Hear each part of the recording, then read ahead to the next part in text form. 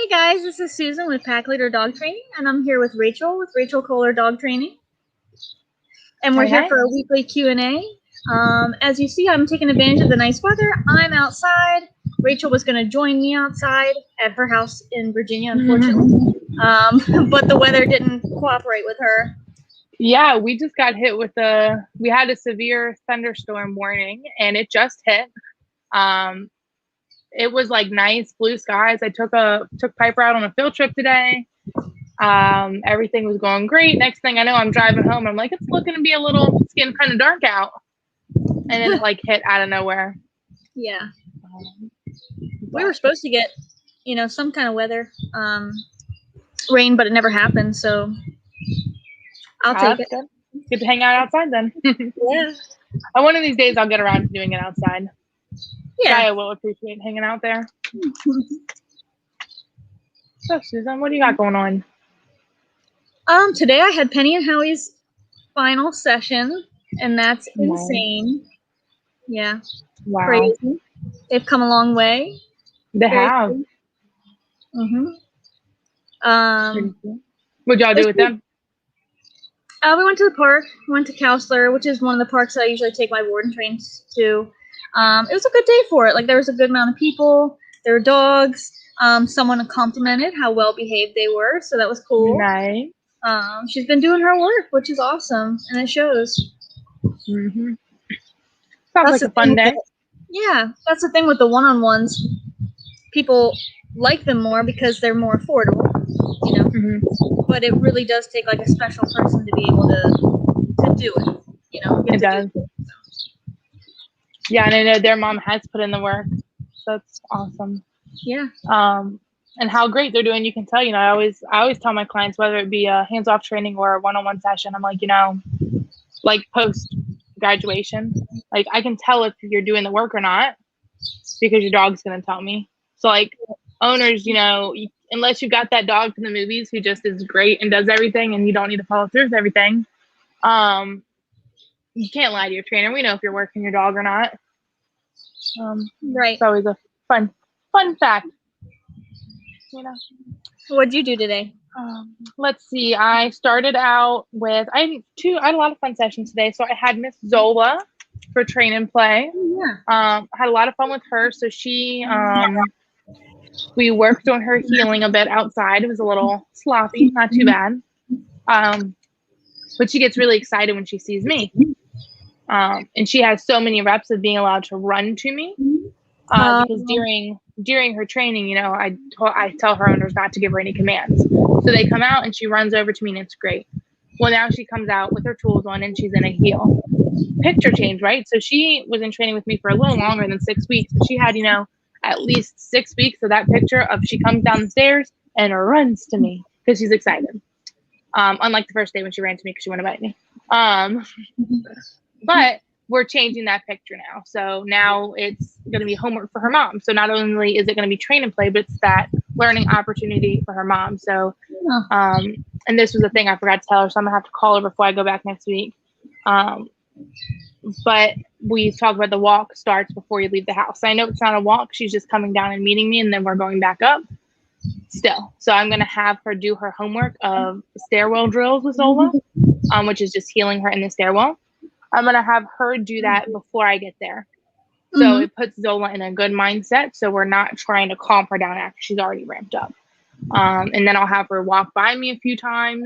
As long as Zola can maintain her heel, she can be released, come say hey to me. And then Zola and I are going to do the same thing going back upstairs. Nice.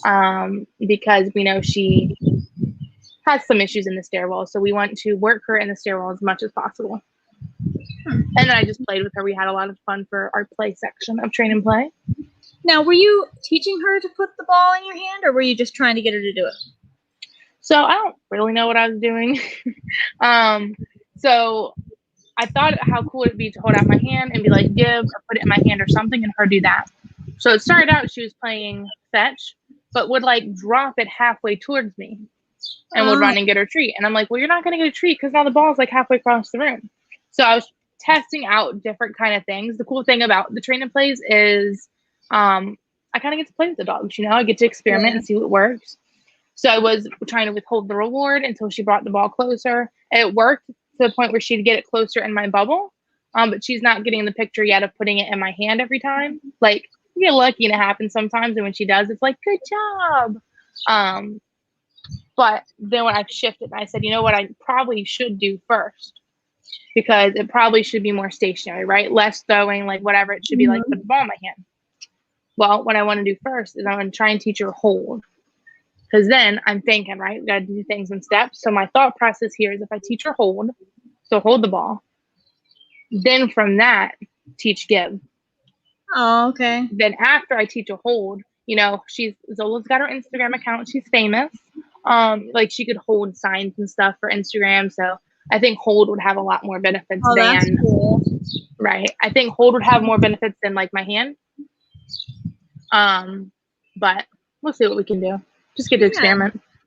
You know, I tried to train Gaia hold once and I was like, how am I going to do this? But I'm teaching Bella how to ride a skateboard. So I kind of feel like if I just put in the work and do the reps, we'll get there. Yeah. Oh, I love that you're doing that. So awesome. Seeing all the steps too, like where it started with Bella and skateboards, where it is now. So cool.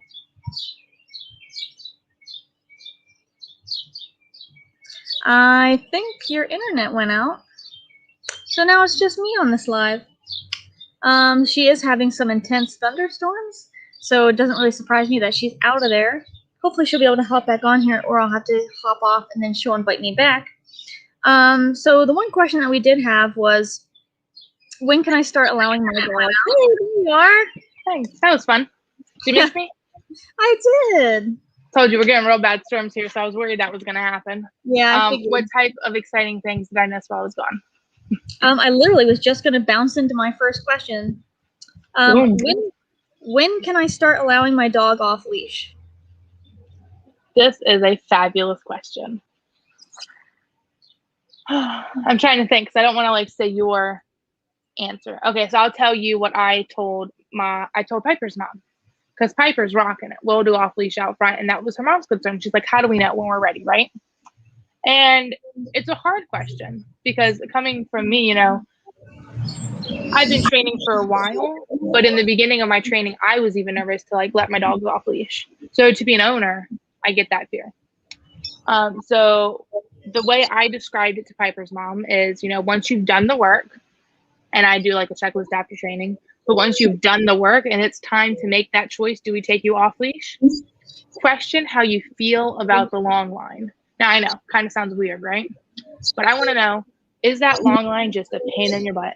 Are you so sick of it, right? Like you never need to use it. It just gets tangled and everything. Your dog responds to you. If they need the e-collar, they respond to that appropriately. You never need to pick up the leash. Then, or maybe be safe to lose it.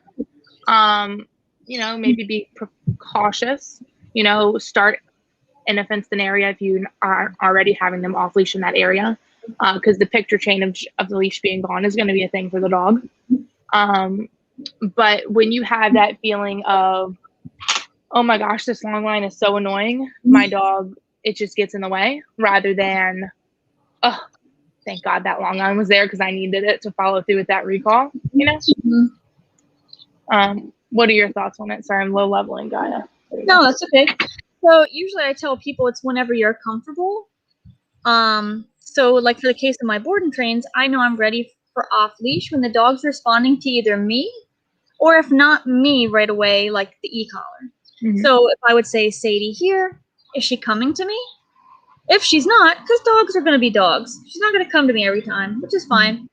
But if she doesn't, if I say no and correct, does she then say, sorry, Mom, I'm coming? Or when you say no and correct, does she blow you off or go the other way? So if those two things happen, we're not ready for off leash yet. So you know your dog's ready for off leash if they're responding to you or respectful of you and or the e-collar. I like that. Yeah, it's a tricky one, you know, because every dog is so unique and every situation is so unique.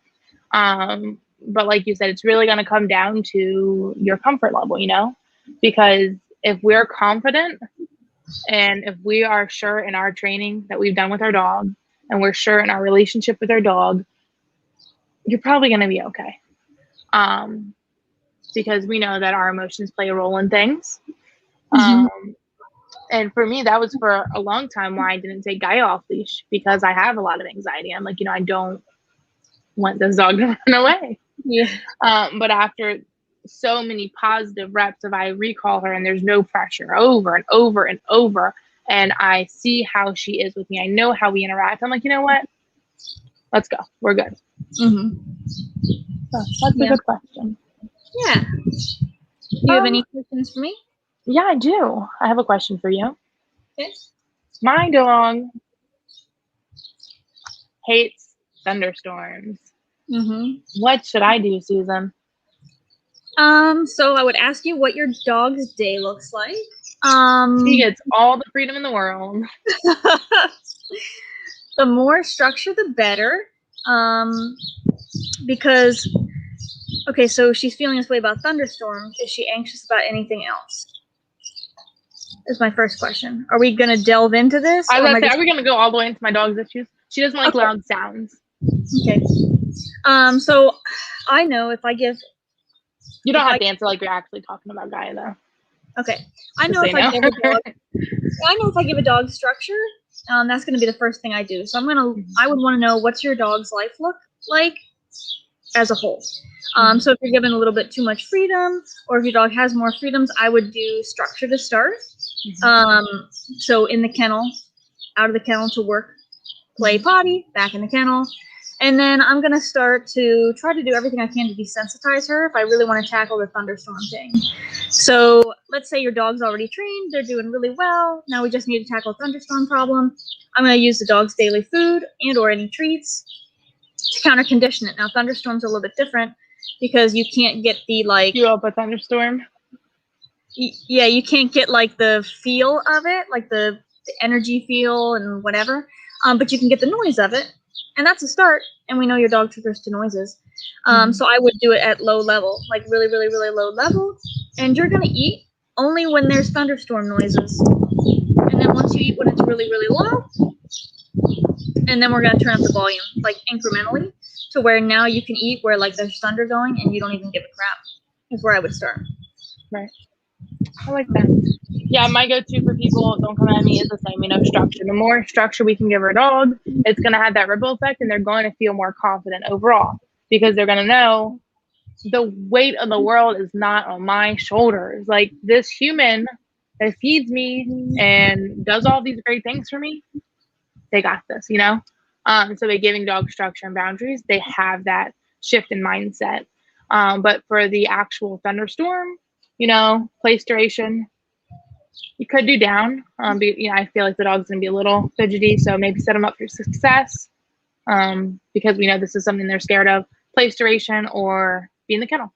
So Gaia, not like in thunderstorms, I was going to put her out on a place while we were doing this, but she actually started to put herself into the kennel, which I was really proud of. I'm like, okay, you're seeking comfort in the kennel. I'm all right with that. It's better than freaking out and getting into trouble, So I actually have her in the kennel right now. And then her role in the kennel is she always has to be laying down in there because she has, for anyone who doesn't know, a history of crate issues.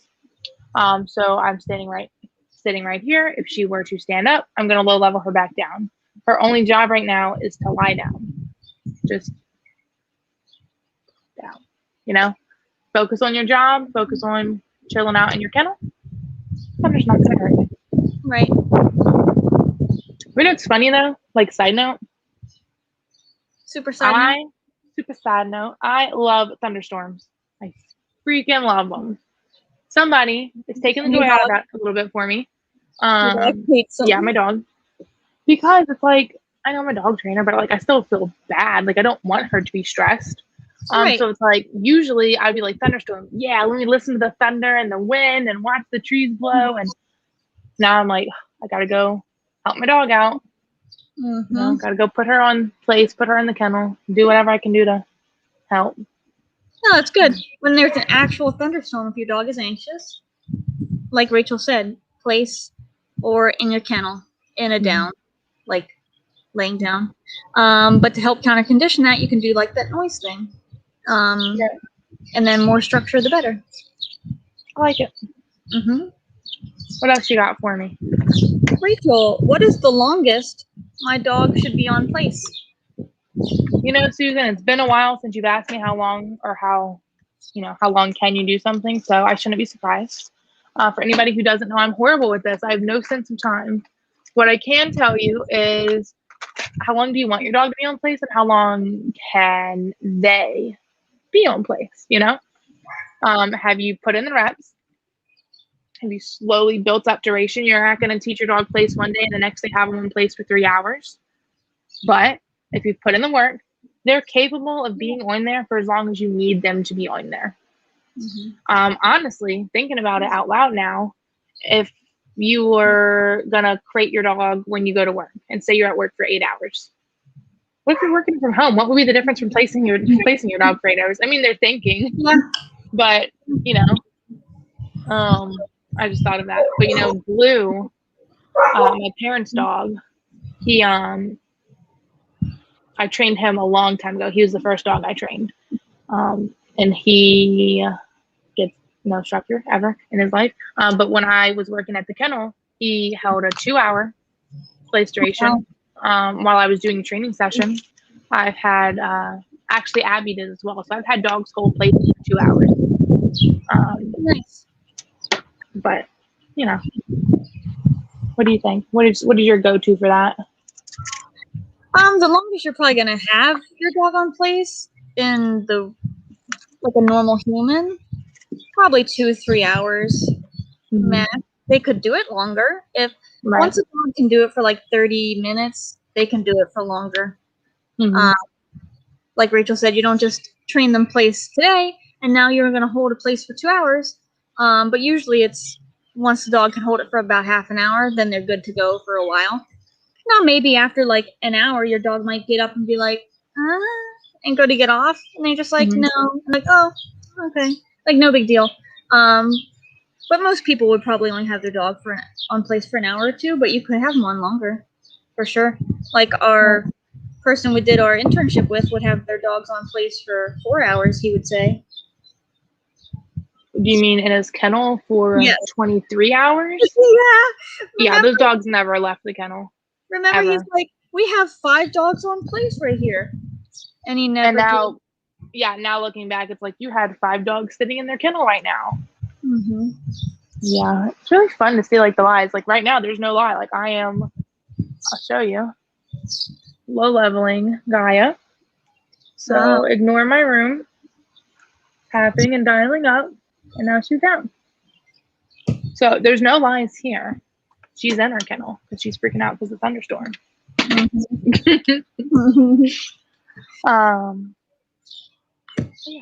You got a question for me? Yes, I do. If you give me just 1 second to think of one. If anybody watching has any questions, feel free to let us know. Because sometimes we forget to think of fake questions. I have a question for you. Should I allow my dog to chase birds? So, real talk. Okay, so I'll use Guy as an example because this is what I did, and then you tell me what you think. Because we might have different answers on this one. We'll see. When I first brought Guy home to Virginia, I did not let her chase the birds. Did not let her chase the squirrels. She didn't chase things. I would say out when she engaged with them. And then, would recall her if I wanted to. So in the beginning, no. Can you see a bird and out away from looking at it? Cool. Can you see it? With her, it was squirrels and rabbits, but we'll pretend for a bird. Can you see a bird and out? Can you see a bird and recall to me? Cool. Well, one day I was like, I want to take her off leash hiking. That's my goal with her. When my comfort level gets there, because again, we got to do what we got to do, I'm not worried about her, but that's a whole other story. Stop. I said, we're going to be out in the woods hiking. There's going to be birds and squirrels and rabbits, and I'm not going to see them all, and I can't out her the entire time we're walking. So I want to see what she does. So one day I let her chase a rabbit, right? So rabbit was in the middle of the yard. She was here. She chased it. Got about, chased it for a couple seconds. I outed her out of drive, and she outed. When she outed out of drive, holy heck, like, great. I was like, you know what? I feel confident now that if we go out and even if you're in drive, I can out you, like, just a verbal, no correction or anything. So when she did that, I decided, my personal choice, I don't mind if you chase him in the backyard. Now, she's never chased him in the front yard, never allowed any other situation. I've never allowed her to chase him. But in the backyard, she'll kind of look at him. And I kind of think one time she looked at the bird and then looked at me. It was actually a bird this time. And I was like, get it. And let her chase it. But we had that relationship that I know she's going to check in with me. I know I can out her off of it. So I'm fine with her chasing him in the yard. It's fun.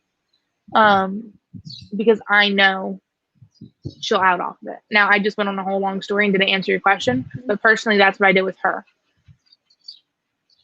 As an owner, evaluate the situation, build up to it. I wouldn't take your freshly trained or your untrained dog to a field to let him chase the geese.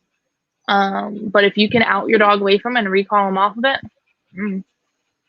what do you think? Personal preference. Like if your dog, I would hate, again, personal preference isn't harming anybody. So I know Jack's owners let him chase birds in their yard. Their yard's fenced. So like nothing's gonna happen there, right? I would like to know that I can out you off of that because what if we're off leash hiking and you chase something? Are you gonna stop chasing it, or are you gonna run over and run across the road chasing this thing? Right. My personal preference, I don't allow my dogs to chase things. I don't know why. I just don't like it. You don't want them to. Yeah, I just don't want them to. That's enough of a reason. But like if a client asked me, I'd say, oh, that's up to you. Like, is it causing any issue? Are you able to recall your dog off of that thing? Just God forbid something would happen. But yeah, personal preference. And, I didn't mention in my story with Guy, my backyard is fenced. Just for anyone watching. So when I mentioned, she chases them in the backyard, that's the only place she's been allowed to chase them. Now, she's looked at squirrels and birds, and I don't know if she's seen a rabbit in the front yard, but she'll look at them in the front yard. But has never even acted like she was going to chase them. If she were, I would say no and correct. And it would just be like, is that fair? I'd have to evaluate and see if it causes any problems. Because like jumping, we talk all the time about, can my dog learn they can jump on me, but not jump on my husband, wife, neighbor, friend, whatever, block, right? So it might mean I have to correct her a couple times for chasing him in the front yard for her to get the picture that I can chase him in the backyard but can't chase him in the front yard. I don't know. But so far it hasn't been a problem with her. But yeah. I'd say though. Oh, go ahead. So I was going to say, yes, personal preference, but at least be able to out them because we don't need anything being eaten. Right. Oh, and her dog, yeah. Said my bird and then said it was an autocorrect, but her dog ate a dead bird one time. No bird chasing. That's smart. And then she actually, Penny, threw up the bird, I believe, whole. So she swallowed it whole, threw it up whole. So probably not a fun day for you, Heather. That's pretty gross. Yeah. But if you do have a dog, so let's say you have a dog that likes to chase things, but you don't want it to because, God forbid, right? You can feed that instinct. So, like, I bought a flirt pole for my dog Little because she loves to chase the birds that are right outside my house. And, like, I don't think it's fair because I have a bird feeder so that the cat has something to look at. And now I'm going to let my dog out and chase the birds at this bird. I don't know. I just don't like it. That's fair. So we don't have any feeders in our yard, so that's their fault for being here now. Right. So, I bought a flirt pole. So a flirt pole is just like a pole with a line attached to a toy. And you just, like, whip it about and they can chase it. And then they do have those courses, those, like, lure courses, where they have, like, that rabbit on a mechanical thing that, like, what is it called? Do you know what those are called? I think it's a lure. L-U-R-E. Yeah, lure course. Susan, I have looked everywhere trying to find one of those. Thank you. Continue. Yeah. You're welcome. But yeah, like, you can feed the instinct. Like, yes, you can chase this. Don't chase that. That's cool. Yeah. Heather says, yeah, Matt found it, bagged it, and I had to come home and investigate. Yeah. Of course. Not fun, man. No. I'm excited now about that lure course because I have Sure enough. Thank you, Susan. You're welcome. I'm gonna set that aside. Anyway, question for you. Sorry, not very good transition there because I'm just really excited because I've been wanting to get one of those and I couldn't find it. I saw a video of it on Facebook like forever ago, and I'm like mechanical flirt pole. Flirt pole pulley system. Couldn't figure out what it was called, so thank you. Don't know why I never asked you. So question for you, because I believe you had a pretty amazing post. My dog gets car sick. What do I do? So for car sickness, what I like to do is teach them the low-level dial-up theory, right? So same thing Rachel was doing with the kennel. I would do that in the car, but I'm going to start in the kennel. So you start in the kennel first because it's so small that the dog can't do many things to try to turn this pressure off. So you can teach a dog this that doesn't know e-collar at all. You start at level 2, and I do have a video of this on my YouTube channel. But you start at level 2. Pretty cool video. Yeah, it's pretty cool because Rachel edited it for me. You tap and hold, slowly dial up. So from like a 2 to a 5, and then release. Did the dog lay down? No? Okay, keep going. So tap at a 5, slowly dial up to like an 8. Did the dog lay down? No, keep going. You're going to wait for the dog to offer you a behavior. So some dogs might sit down. If they do, you keep going. Once the dog starts to circle, you stop. If the dog circles and lays down, awesome. If the dog just circles and doesn't do anything, you keep like doing that low-level system. After a while, the dog understands when they feel that pressure in the kennel, they lay down. And this is all done wordlessly because I don't want the dog to think like only if a human is around do they have to lay down in the kennel. It's just like a fact of life. Like, hey, if I'm standing in this kennel, I feel pressure, so I should probably just lay down, right? Once you do that in the kennel, now I can transfer it to the car. And by doing that, if you can control the body, the mind will follow. So I can't tell the dog to say, hey, don't be nervous about this thing. But I can tell the body to do the calmest position. The calmest position is lay down. All you got to do, dog, is just lay down in this car. That's it. And so it really helps with the dogs that like pant, pacing, whining, the car sickness, you know, because it's just like, then they're not up about and moving and jostling. Right. They do make really awesome medications for nausea. So like in a pinch, if you're going on a long drive with your dog, taking them on vacation, you can get Cerenia. It's an anti-nausea medication, and it's extremely effective. It's going to work wonders. But for the long term, do the low-level dial-up. Because it just makes your driving experience like a lot more fun. And then your dog can enjoy the ride too. I like it. Yeah. All of the things. Had a pre-training interview with one of my dogs, Zoe, who's going to be starting soon because time is just flying. And she gets car sick. So I talked to them, and same thing, you know, low-level dial-up, because not only mine goes, body goes, mind follows, but they're more steady too, you know? Speaking of low-level dial-up, tap, dial-up, tap, dial-up. Why is she looking like that? Hang on. But she's more steady too, right? Rather than standing up and swaying around and feeling like motion sickness, you're planted. So Gaia, I've not been making her down in the car anymore because she's fine in the car. If she wants to look out the window, I'm okay with that. Personal preference, right? When she sways a little bit, she immediately knows to lay down, which is really fun because I've had dogs in the car before who didn't know that auto down in the car. And when they sway, they just keep trying to like get their balance, right? Like she knows, she's like, I'll just lay down because then I'm not like moving around. Yeah, I'm nice and steady. Sorry, I'm looking at her because she's panting and she's almost looking like she was about to throw up, but she was just panting. I was about to say I might have to go. Poor guy. Yeah, it's a hard life when you're a crybaby. No, I'm just kidding. Whatever. What about you, Susan? Any questions for me? Yes. I just rescued 2 dogs that are hard to give treats to. They stay really far away from me, so it makes it hard to reward them. And if I am close enough, they only take the treat half the time. What should I do? So to start, you are gonna be gone. And I'm sorry, I'm not supposed to say things like that. But you need to be God to these dogs. You need to be everything. And what I mean by that is all good things are about to come from you. These dogs need to know that you're their lifeline. So I would, you can offer some treats, but the main thing would be their food. So preferencing it by saying a healthy dog will not starve themselves. So you've got these 2 new dogs. They don't want to come near you, right? And I'll address the not coming near you in a second. But you're not going to get kibble out of a bowl. If you would like your kibble, I can give it to you. And I'm not going to be a jerk about it. You don't have to take it out of my hand at first. Maybe, depending on some things. But, I'm going to toss it. And if you're here and I'm here, I'm going to toss the kibble in between us, and I'm going to get it closer and closer. At first, they're probably not going to want to eat like that because you're crazy and they don't want to get near you.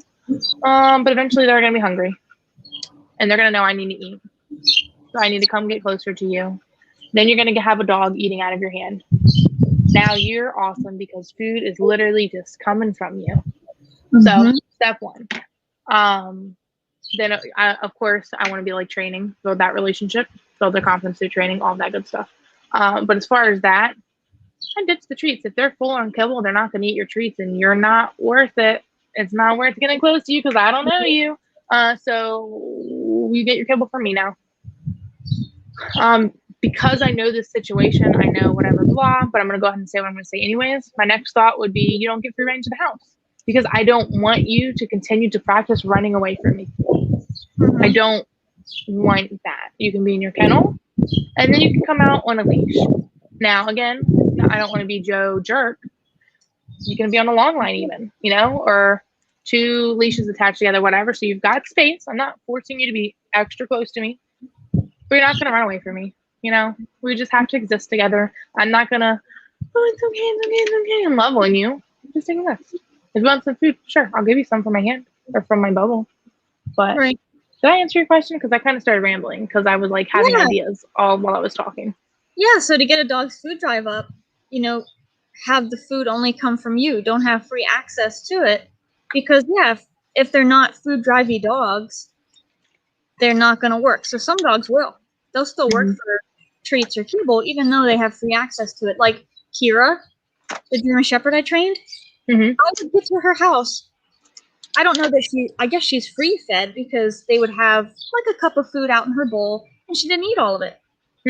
I was using liver treats, and then after a little bit, I literally went over her bowl, took kibble out of her bowl, and then offered it to her for treats, and she took it.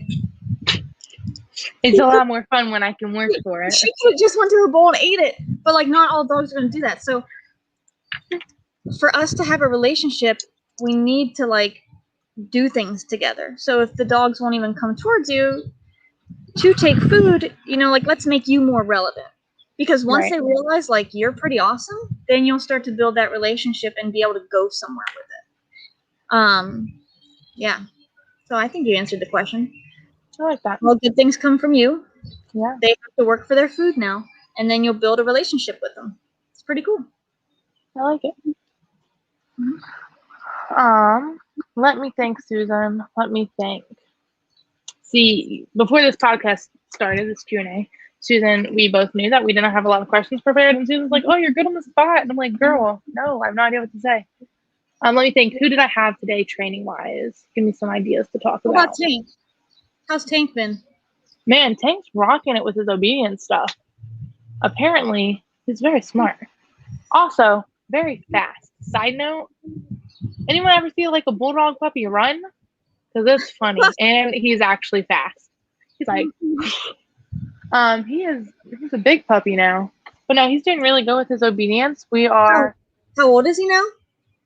Golly gee, probably 5 months? I think 5 months. Wow. Which is crazy because I'm forgetting that Samantha, Tank, Piper, they're all the same age, and I forget that because they're all very different sizes and in very different places in their training. So it is funny to remember how young they all are. I'm currently low leveling this dog, and now she's down. Usually when she's in the kennel, I don't have to low level her a bunch, but because she's super stressed, she's going to keep trying it. And I'm going to keep low leveling her because the picture's the same. Even though you're stressed, you still can't stand in your kennel. Right. So talk about the dog we went to go see on Saturday. So, first off, we totally LOA'd this. For those who don't know what that is, that's called law of attraction. What you put out, the universe is going to give you. What? No, I'm just thinking. I'm like, you look like you're going to say something. Oh, no, I'm no. like, yes, Rocco came first, but don't come at me. All right, so I'm going to tell this backstory because it's going to make the story better. Susan and I, long time ago, said we're going to vacation together. I've never been on a vacation. We're going to go vacation together. August, weekend, end of the August, right? I'm just going to, as you're telling the story, I'm going to move inside because my computer's dying at rapid rates, so. Oh, no. Yeah. So, do you want to stay on the screen or do you want me to? It doesn't matter. Yeah, you can keep me on. Okay, so, blah. We're going to vacation. It's going to be awesome. Cool. Well, we're looking at places. We don't really know where we want to go. Haven't decided on any of the things. And I told Susan, I said, it just doesn't feel like it's going to happen. But it's probably just because I've never, gone on vacation with somebody before, right? Right.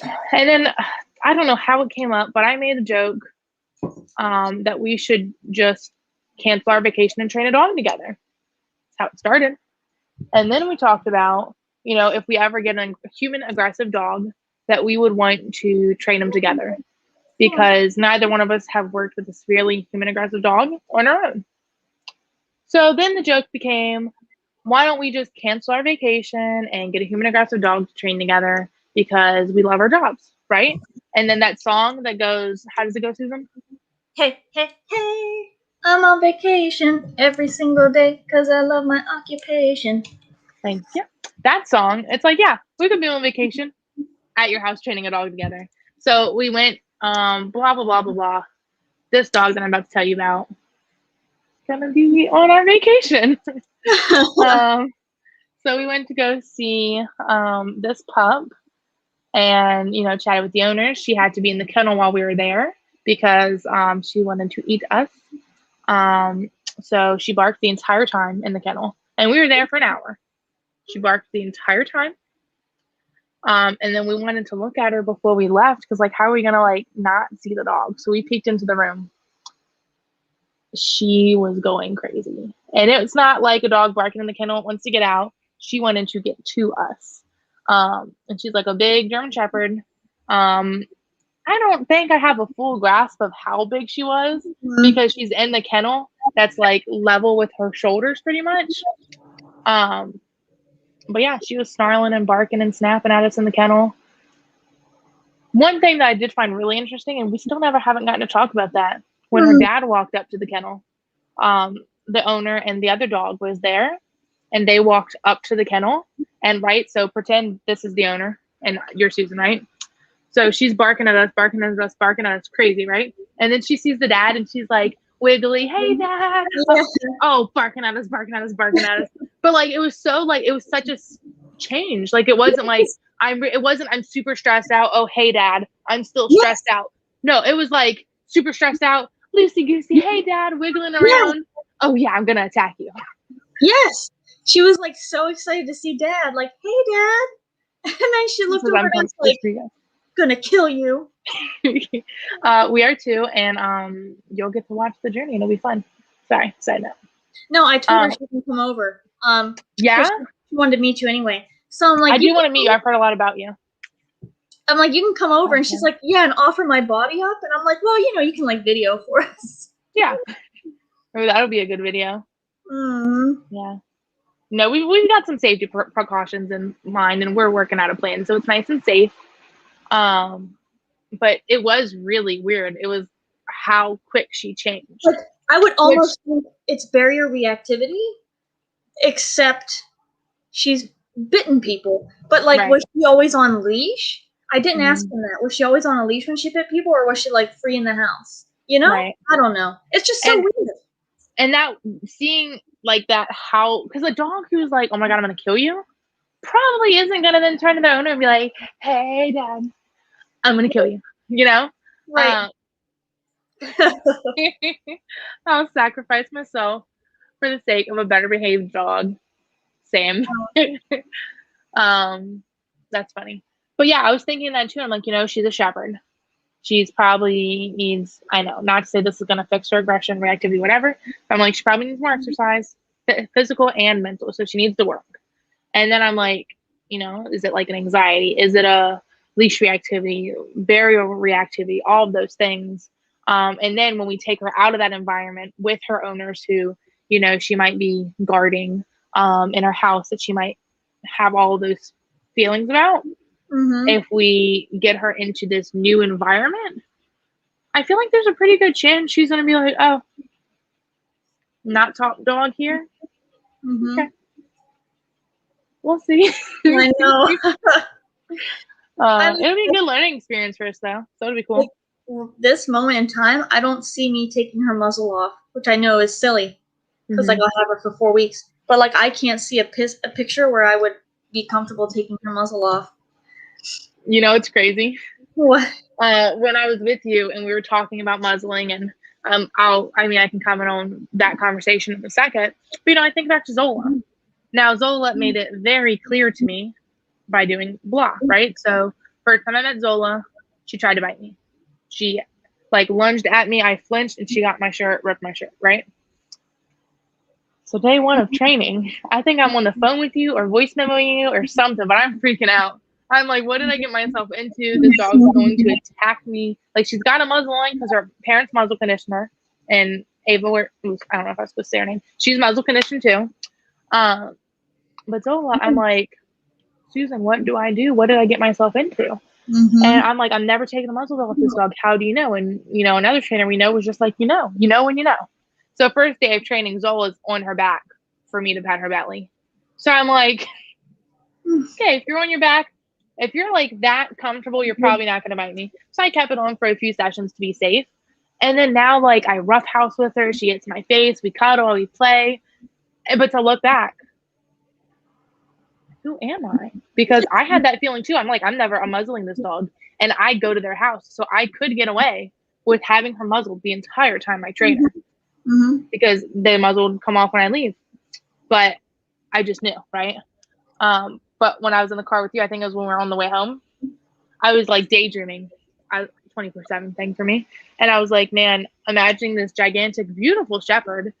And by the end of my week stay there, I'm loving on her and petting on her. Yeah. No muzzle or anything. No, I'm not saying that's going to happen. But they're going to get there, because we're going to be all good things come from us. So she's going to adapt to that and be like, well, this is my life now.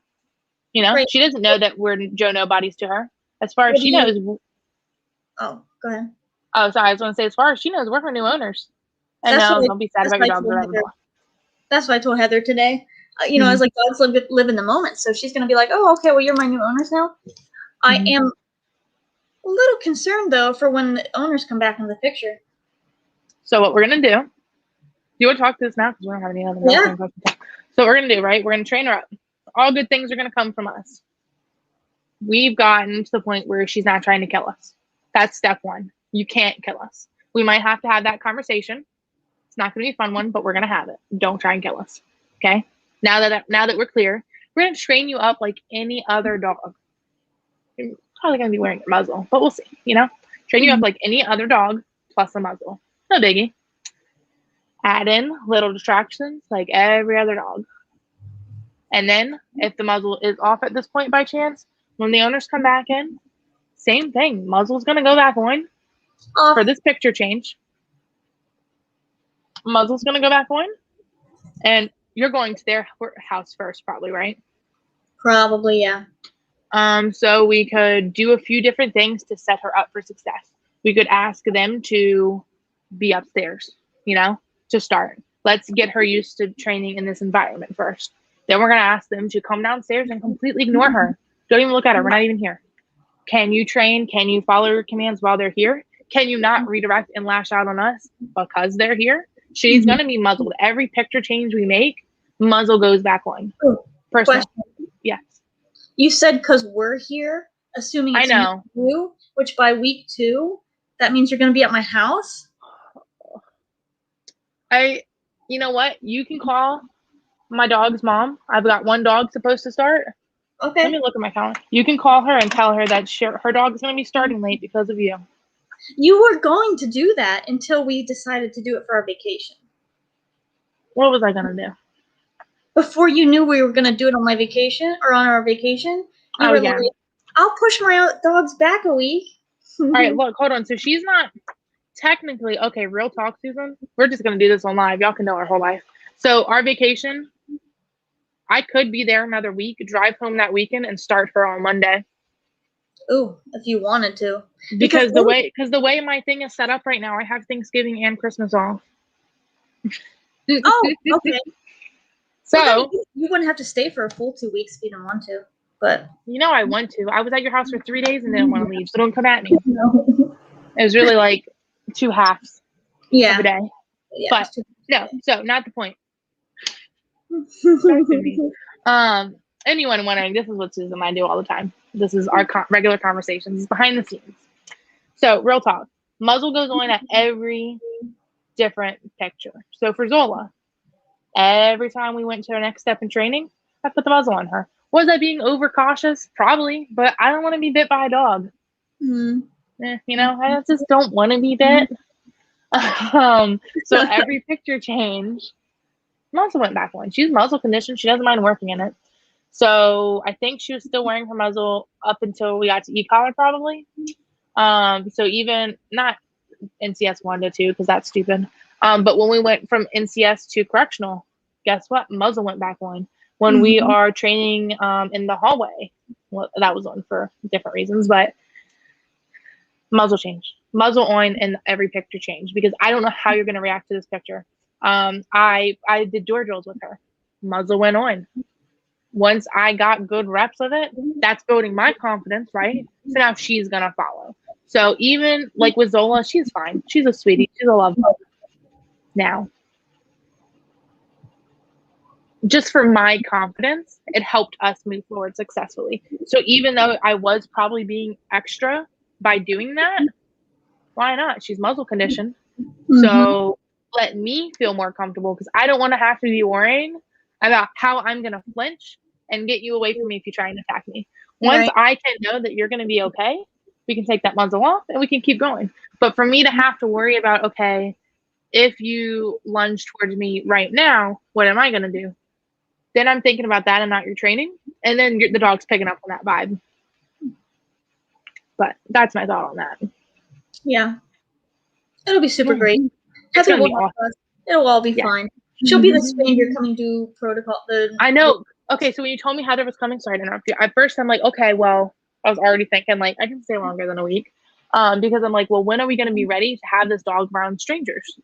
I know. So is this going to be week 2? Heather's going to pop in while we're training this dog. Is she going to be there in the beginning to record whatever happens when we first get this dog?